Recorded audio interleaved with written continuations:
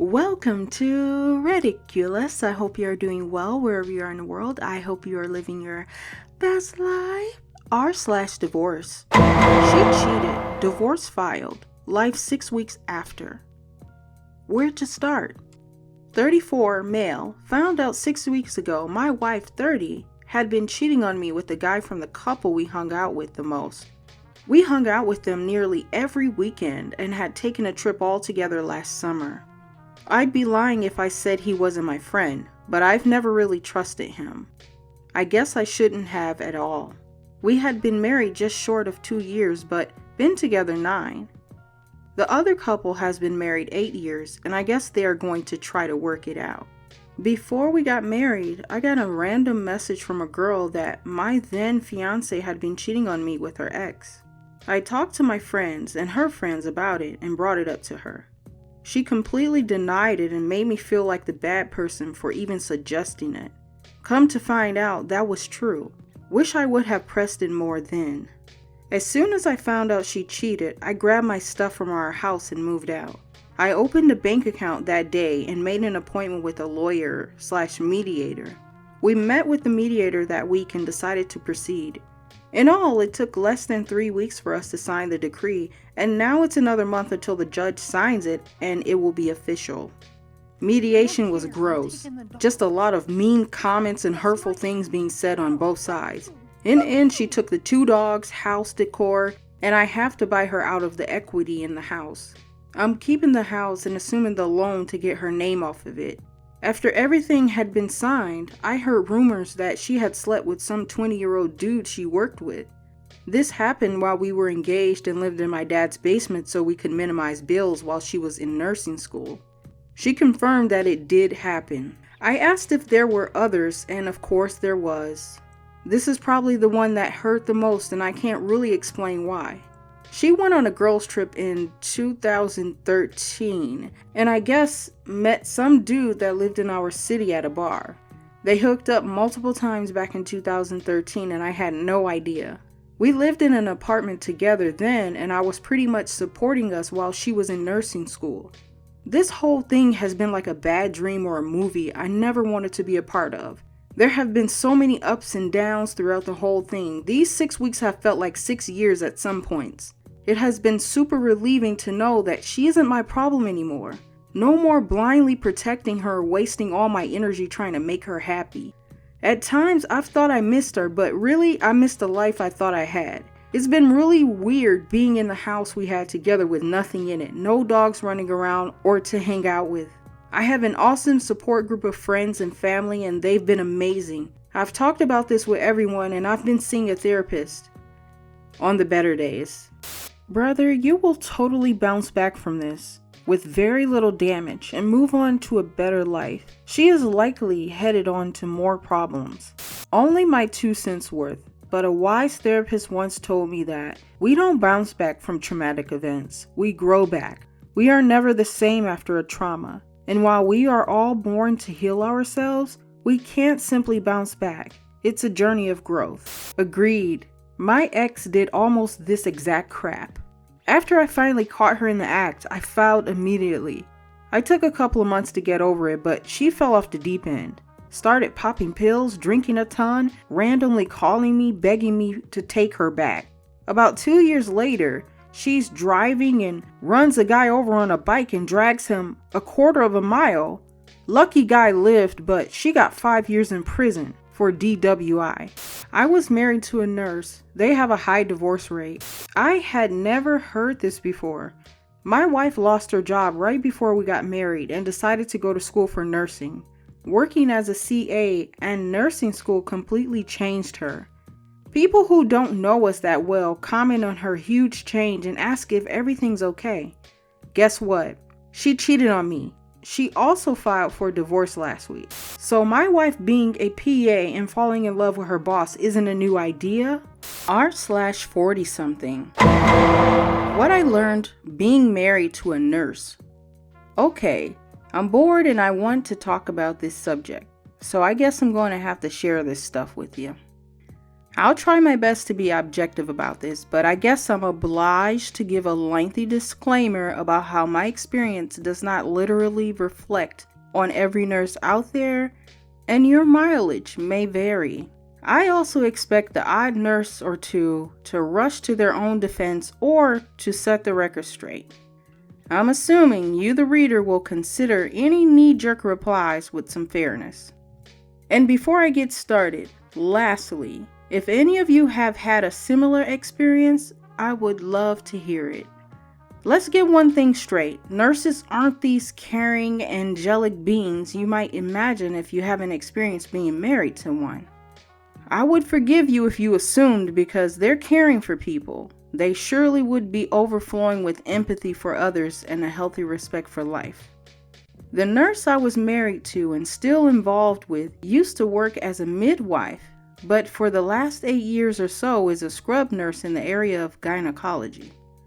This means she assists with all kinds of operations relating to this field, including pregnancy complications, aborts, rape inspections, and a variety of surgical procedures, and obviously works closely to gynecologists. First thing I did not really factor in was that nurses work shifts. This wasn't a huge problem early on in the relationship. I was younger, much more carefree. When she worked her shifts, I considered it time off to play video games or drink or both. She would go off to work while I had 6 cold ones chilling in the fridge. Something happened, however. I got older. I quit drinking and got more serious. And the thing is, when you want to actually spend time with your partner and they're not there, it gives you this feeling like you're always alone. In fact, when you're married to a nurse, you will have a lot of time to yourself and be prepared to spend a lot of nights alone. I know in some careers you have periods where you work shifts, but with nursing, it's relentless. This shift cycle never stops and lasts a lifetime. My partner also has these 24-hour shifts. There are weekends when she's working like this one coming up, Friday, 24 hours, and Sunday, 24 hours. Another thing I want to discuss, which is closely related to shift work, is that when she's off, she might appear constantly tired. I guess it's hard to be vibrant when you've just had a terrible shift, but this happens often.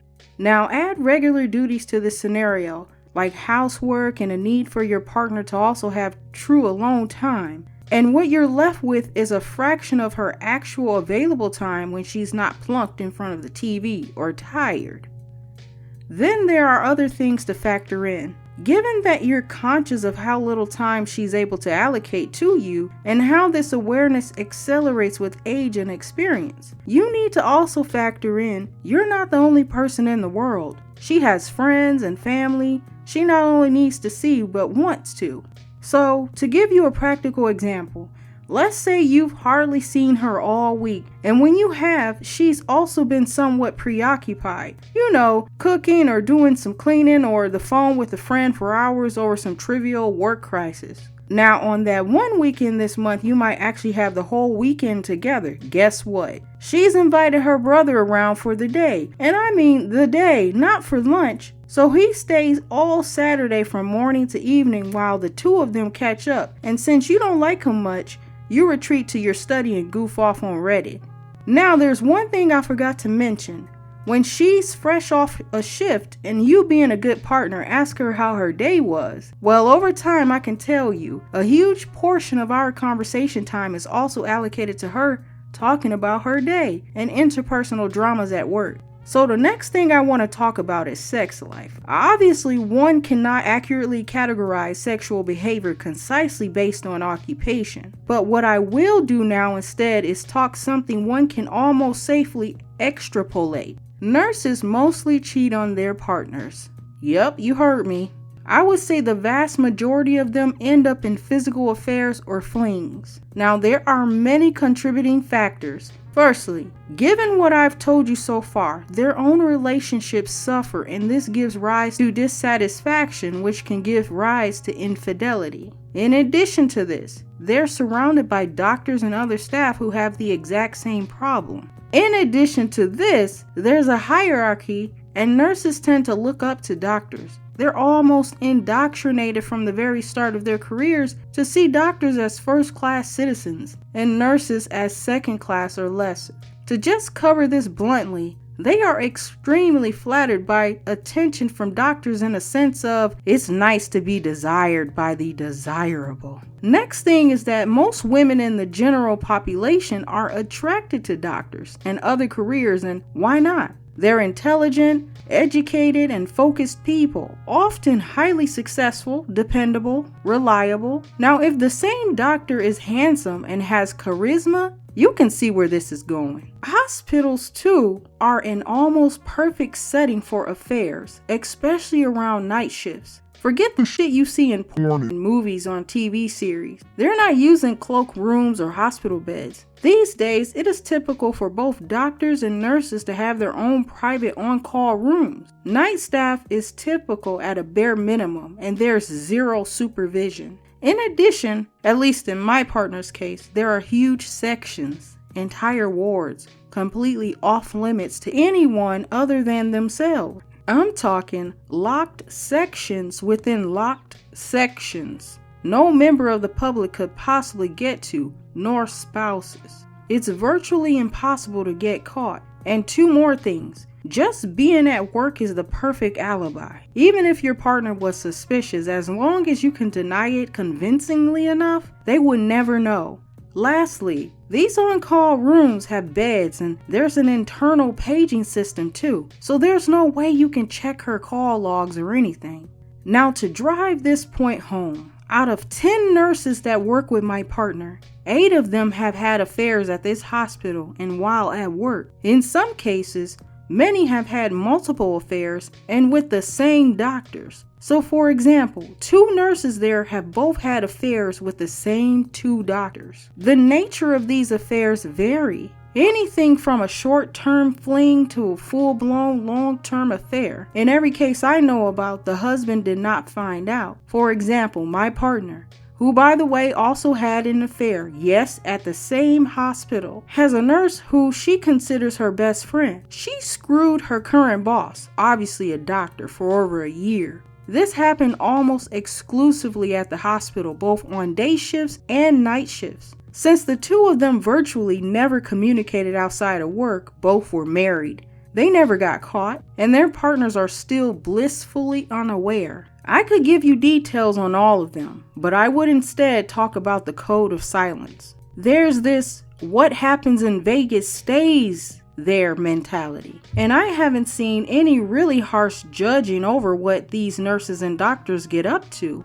Like a year ago, when my partner went to a nurse conference for the weekend, and on the Friday at their private lodge, amongst other things, a doctor had sex with a nurse in the lounge while the others listened in and joked about it from the rooms. Yeah, this same nurse is married, has a kid, and some other nurses also have play dates and shit as families. I've met this nurse's husband and he's done work on our house. I think hell would freeze over before any nurse or doctor broke the code and informed the partner. Not in 13 years have I seen this happen. I spend a lot of time on that point, but to me, it's a total showstopper. And as my own relationship is held together with a shoestring, I know for sure, absolutely, I would never even consider for a split second to get involved with another nurse again. I would rather cut my own penis off.